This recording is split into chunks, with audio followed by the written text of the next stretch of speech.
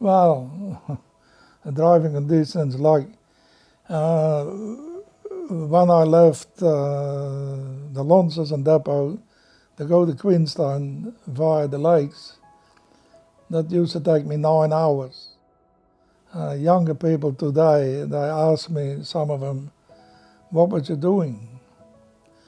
But the thing is, I had a 1418 Mercedes-Benz, which was a lovely truck. I was very proud of it. But it was 180 brake horsepower. The young people, like my last new truck I bought, was 450 brake horsepower. So what used to take me 9 hours, the young people today do it in 5.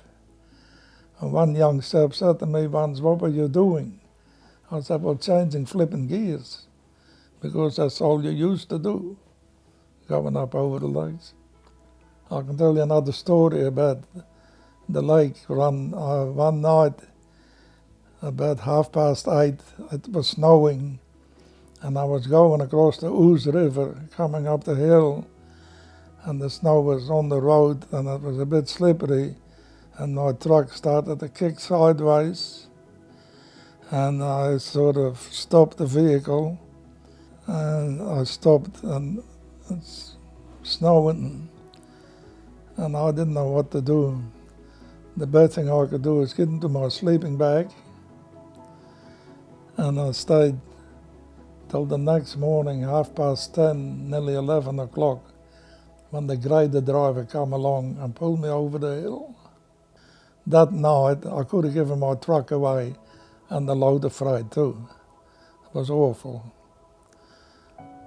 Other jobs, like you go to the West Coast, you take the general freight in, you load timber at Princess River from Bradshaw's, but you put it on timber piece by piece.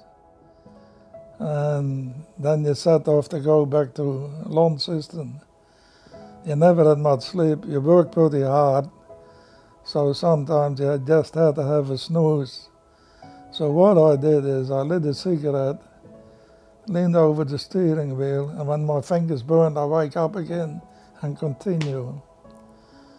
That's some of the stories we've done, and some of those people that work for us similar too.